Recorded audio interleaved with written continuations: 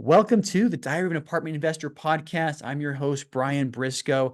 Got a very special show planned for you today. We've got my good friend Taylor Loht on with us today. So, Taylor, welcome.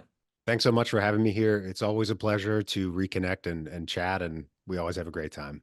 We do always have a great time. And you know what people listening aren't going to realize is every time we sit down together to record something, we probably talk for a good 30 minutes before we ever get around to hitting the record button. But anyway, pleasure as always. So let's start with this. Tell us a little bit about yourself, kind of where you were professionally, where you grew up, where you came from, all that fun stuff, and kind of paint a picture on how you got into the apartment investing business. Sure, absolutely. So today I invest in multifamily and self storage, primarily in the Sun Belt. We've done about $350 million in deals over the years, and my primary role is focused on raising capital. I got started in apartment investing really because of a realization that I had back in 2011. This is a Mhm. little while ago. And Yeah. at the time, it was a cool fall day. I remember the feeling, but I don't remember the exact date. But I was driving to my job at the time in my old VW Jetta, which I enjoyed driving, but was nevertheless an old car, and Yep. lived in a townhome complex that was probably B plus class, decent place, but not amazing. And I just so happened to drive by the office of the townhome complex that I lived in. And I noticed that there was a brand new, at the time, Audi A8 sitting at the office. Nice I'm a car. kind of a car guy, Yeah. and I noticed that. And Yep. nobody that lived in the complex could afford a Mhm. $100,000 German Yeah. luxury automobile. And it hit me, that person doesn't live here. They probably own the place. And I was like, wait, people own apartment complexes. I can't believe I never thought about that before. And then naturally, you come to all of the limiting beliefs when you don't know about how apartment investing works. You say, well, they probably had a lot of money or they got Yeah. rich some other way and they just bought it, blah, blah, blah, blah, blah. All the limiting things. But I still, that thought stuck with me as I was looking out the barely defrosted window because the defroster didn't work in my car at the time. I'm sure his Audi A8 had a perfectly running defroster and everything on there. Yeah. Yes, for sure, for sure. Yeah. But that's really when it first hit me that you could own apartment complexes. And I would bet that many of your listeners had an experience like that when it occurred to you that people own these things. You don't know necessarily Yeah. how they got them or how they manage them or what the business is, but that was the first thought that at least started me down this track. Now, at Yeah. the time, I was investing as much as I possibly could, but I was investing in the market. I Mhm. had only recently at the time read one of the books over my shoulder here, The Intelligent Investor by Benjamin Got it. Graham. So Mhm. I started investing in index funds and that went pretty well. But a few years later, I happened to read another one of the books that's actually behind my head, Rich Dad Poor Dad, which Oh most yeah. of your listeners have probably read. Quintessential. I mean, that's one that I think everybody brings up on the show is Rich Dad Poor Dad. Yeah, absolutely. 100%. That was a digital copy though, so I had to buy a paper copy to display behind me. Right there on my shelf. There we go. Yeah. So anyway, go So ahead. he teaches you all about the power of cash flow and how cash flow investors work. And really, that was the next kind of thought in my thought toolbox about why people invest in real estate. It's really for the cash flow. It's not about going and buying properties on the MLS and getting a 30-year mortgage or just kind of waiting for them to maybe appreciate, right? Real Ah, estate investing is a business. And that sent me down the road of how value add apartment investing works. That was the couple years later in the mid 20 mhm. teens, something Yeah. like that. And through Yeah. listening to podcasts and just like your listeners are doing today, I started getting deeper and deeper into the space and eventually started listening to my now mentor's podcast quite a long time ago now, Mhm. Joe Fairless, and got up with him, started learning about how apartment investing works. And yeah, this is exactly what I want to do. So that Yeah. kind of sent me down the path, but it was really just honestly a little bit happenstance and running across the right ideas at a good time in my life. Yeah. A lot of that parallels my own journey. I will say it was about 10 years prior that I first read Rich Dad Poor Dad, but it took me longer to get into the apartment investing business. I mean, he talks about apartments. He really does. I mean, he doesn't specifically say in a lot of cases that he's talking about syndications and private placements, but he is. When knowing what I know now, going back and rereading that book, he's talking about exactly what we're doing. But it took me a long time to actually go from reading that book, opening my mind to actually implementing. And one thing you've at least been, better at me at is, that flash to bang. You're taking that curve and putting it into action a lot sooner. For me, it was about 16 years between reading it Well, and buying my first apartment. Yeah. I was in my, early to mid 20s at the time when I was having these initial thoughts. So maybe a Yep. little bit of man in his 20s chutzpah to, get me started. Who knows? Yeah, yeah, yeah. I was about the same age, so we won't say who's older then. But anyway, cool. So, all right, Rich Dad Poor Dad, couple good books really enlightened you. Now, you mentioned your mentor Joe Fairley. You started to listen to his podcast. Let's talk about that for a second. The mentorship and having somebody like that in your corner. What's that done for you?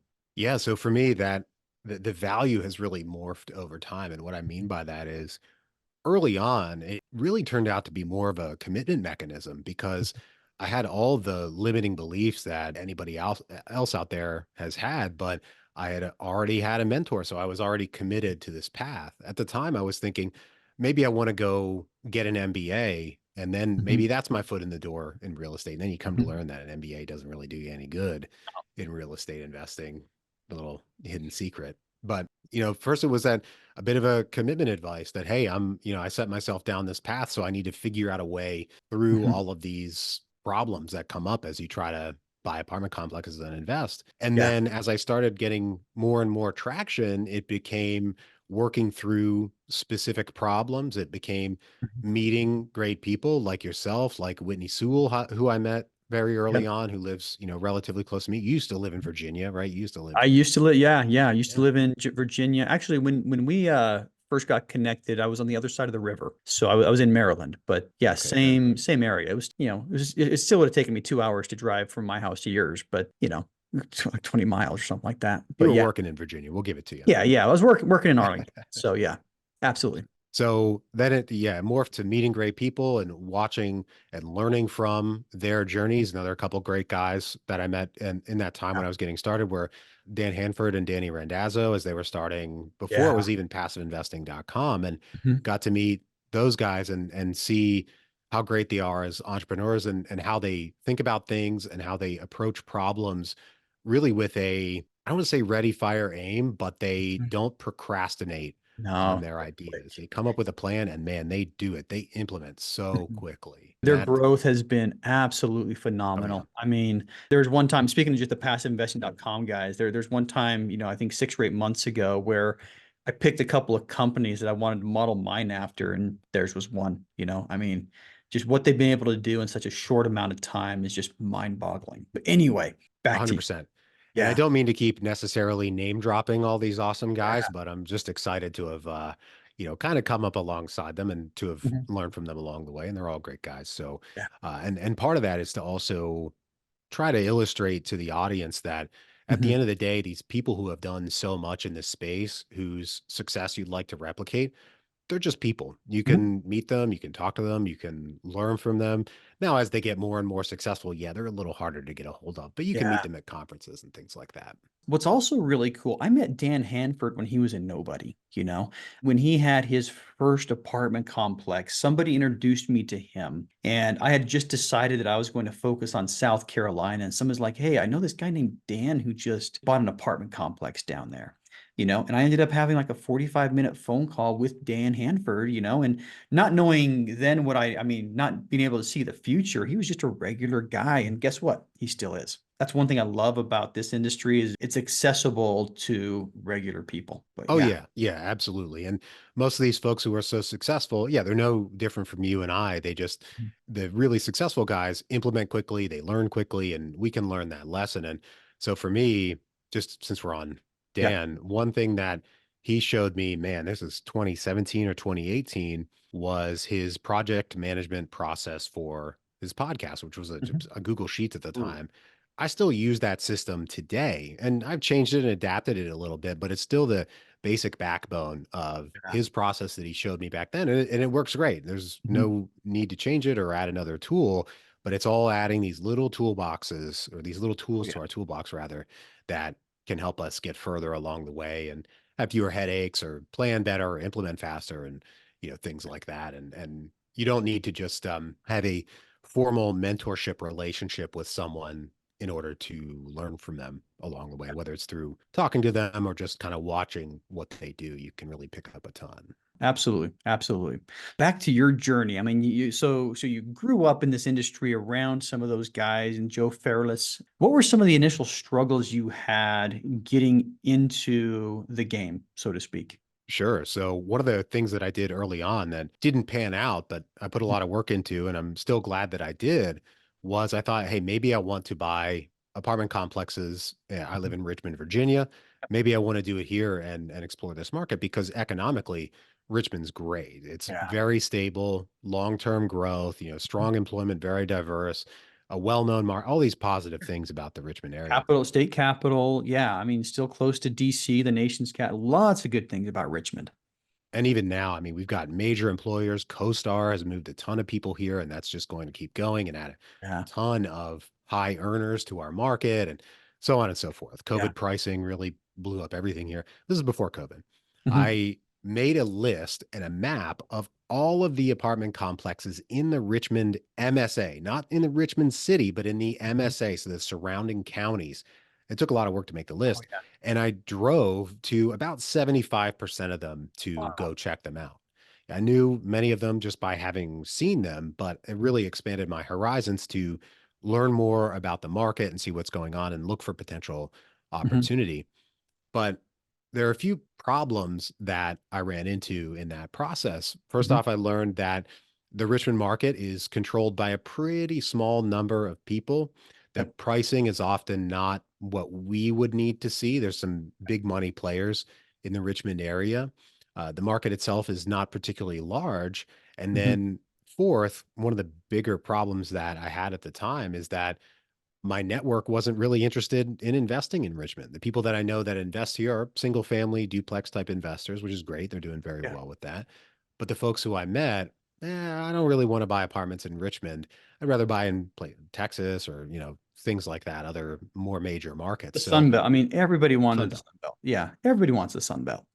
Yeah, I get it. Absolutely. Mhm. Yeah, but through that process, I learned a lot about, well, of course, putting in the work and figuring something out. I Mhm. underwrote a lot of those properties that I went and looked at, and a lot of them were quick and dirty. But when I would find an actual Mhm. listing and an offering memorandum from a broker, I would go through the underwriting process. So that was kind of my initial, Mhm. not trial by fire, but my initial foot into understanding how these things work in terms of putting in the work. But through getting out there and networking at syndication specific events. So I went to real estate guys events, I went to a bunch of others. I met people in the industry who were, already successful syndicators. And I thought, well, I need to get into the space in a more material way. So I said, okay, I've got this capital. I'm going to start passively investing to learn how these deals go because you can understand some of these things in an academic sense, like a PPM, but until you've seen one, read one, especially from the perspective of a passive investor, the reality is completely different from the theory of actually going through a deal, wiring money, figuring, Oh, yeah. getting K1s, all those things. So I decided to really start passively investing while networking, while working on my business Mhm. to get that foot in the door for those first deals on the GP side. Nice, nice, nice. So not everybody's able to passively invest, but I've said this many times before, if you are able to passively invest, that is the best way to get your foot in the door. And I agree with you 100%. I remember I won't name drop, but when I started doing syndications, there's a group that's also in that Northern Virginia area that I know that offered to let me come on board their team, and they said, "Hey, why don't you passively invest with us? We'll help you out. We'll kind of bring you under our wing and everything else." I guess the problem I had is, I didn't have enough capital for that and to pay a potential EMD, and I was considering a coaching program at the same time, and I didn't have enough money to do all three. Otherwise I totally would have. But I often wonder, how it would have gone, the other direction. But in my case, the first time I saw, you mentioned the PPM. So I'll say this, the first time I saw a PPM was on the first syndication that I was the lead sponsor for. And, I'm trying to review this, one day before we push it out to our investors. Not ideal, but not necessarily wrong either. No, I think as long as you understand everything that's in it, and since you're a sponsor, you have more control about what Yeah. goes into it and everything. And you also need to be ready to answer questions from your passive investors. My first passive investment, I remember I printed out the entire thing, which to me now seems like a colossal waste of paper. But I went through all of it and I read all of it, and tried to make sure I understood everything to at least a high degree. A lot of it's legalese that can be pretty tough Oh yeah. to penetrate your first time, but I I, think it's important to understand. I put mine on my iPad, and you'd appreciate this. I read it while on the DC Metro system, to and from the Pentagon. It took me like three days worth of trips, but I read through all like 180 pages or whatever it was. It wasn't that big. I'm exaggerating. They are long, and you're right, legalese. Oh my gosh, that'll put you to sleep real fast. Big But time. And you start learning preferences and values and whatever, which parts you can really focus in on a bit more versus the others that you might consider to be less important. I'm not going to name anything specifically because I don't want to, give anybody yeah. advice in that regard. But after you get some experience with those, you get a lot more comfortable with understanding, and you get the tracks going and everything like that. So Yeah. So yeah. speaking on tracks, I took us off track. I'm going to put us back on track. So you said you got your start. You decided to do some passive investing first. Where'd you go from there? After a couple of years, I had the opportunity to GP on a deal in the Texas Panhandle Mhm. in Amarillo. Yeah, it went pretty well. We did, raise capital, did asset management. That was in late 2018, if I remember. Okay. It's funny how these things you kind of forget exactly when it Yeah. happened at the time. But there were a lot of lessons learned, very important lessons learned from that process. I mean, asset management itself is not an easy thing to do, Mhm. especially when you buy like C-class apartment complexes that need a lot of work and have a lot of deferred maintenance, and especially early on might have a lot of evictions that you need to handle from Mhm. non-paying tenants that are already in there. So that was not a trial by fire because we had a great team on the property, but a great learning experience really. And of Oh course, yeah.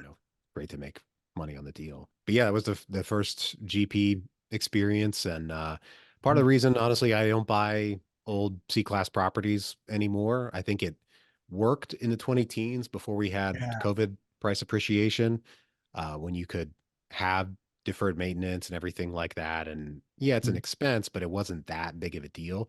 Mhm. But now that prices are higher and that deferred maintenance has been deferred even further, your costs to actually fix it are higher. Just a lot of, for me, a great reason not to buy properties that are C class and or built in the 1970s or earlier. So I think that that's kind of like the natural progression, because almost everybody who's starting out, if you ask them, what's your deal criteria, they're all looking for C-class value add. And I do think it's a great place to get into the industry and to cut your teeth on. But I also see a lot of people like Dan Hanford, for example. His first apartment complex, if I remember right, was in Greenville, South Carolina. It was a C-class value add. And you look at all their shiny brochures right now, and I don't think they touch anything that's even A minus right now. But anyway, it seems to be the natural progression of people to go from C class to, something like this. And I just they have very happen to nice have that right packages. next Yeah. to me. Anyway, so all right, you got into your first GP spot, C class value add. Take us from there. Yeah, GP'd on a few more deals, and ultimately, so COVID hit and everything like that, years go by. And I realized that part of the business that I'd really prefer to focus on Mhm. is raising capital, right? And focus, follow one course until successful, right? So Mhm. I think that's important in any business, but especially in apartment syndication. Now, there are some guys out there in this business who can go do it all. They can do one of these deals, soup to nuts, and not have to worry about it. But part of learning is learning about yourself and learning about the parts of the business that you can really do without it feeling like work, or you can be creative with your solutions about, not in a legal sense, but in a figuring out the problem sense. And so I wanted to focus on raising capital. And Mhm. there are really two ways to do that in a compliant manner. You can Mhm. start your own fund of funds, and now there are a lot of platforms out there that Yeah. will help you do that. Mhm. Back when I was getting started in this Yeah. revisioning of the business, those didn't really exist. It But was go find an attorney and just figure it out. Yeah. yeah, big legal fees and everything like that. Mhm. Or you can get licensed, Mhm. and that's what I chose to do. Chose to get securities licenses, and it was a few years ago now, and it's going great. Yeah, which is also not an easy process, so from what I understand. Now, looking back at it, do you think getting licensed was worth the trouble that you went through to do it? Oh, for me, 100%. Yeah. Okay. Because one of the things that I was Mhm. not struggling with, but I was seeing the bottleneck in the business was just deal flow because I wanted to focus on raising capital. I was like, well, like, you can't do that unless Mhm. you do it properly. And I was like, well, at a little bit of an impasse. And that whole Mhm. time I was still had my podcast going. I was kind of looking for how am I going to Mhm. approach this? Just so happened I had a guy on my podcast that was licensed and we got to Mhm. talking about it, much like how you and I chatted here for Oh yeah. 25 minutes. This is somebody I didn't know prior to that Mhm. beforehand, but I just thought, hey, could you tell me about that a little bit? And Mhm. he told me a little bit, and I thought about it afterward for a couple of days, and I sent him an email and said, hey, how can I learn more about that? And he Mhm. let me know, and off to the races. So Yeah. no, I'm glad I did it for sure. Yeah. Podcasts, great way to meet people. I mean, Oh yeah. a lot of people look at podcast as a tool to get your name and brand out there. Yeah, it is that, right? I mean, that is true. But I first heard, a name you've dropped earlier, Whitney Sewell, say this, if I had 0 people download my podcast, it would still be worth it because of the people I've met and the relationships I've built, and yeah, the cost of doing business on a podcast, and I'm sure I'll let you say if you agree or not. I'm not gonna put words in your mouth, but man, I've met so many good people, learned more than anybody could ever hope to learn from listening to my podcast. 100%. I think I just did my probably around 750th interview. And I Wow. actually had a podcast before this one that went to about 50 interviews. And I just decided I want to change the topic, go to something else. So I'm Mhm.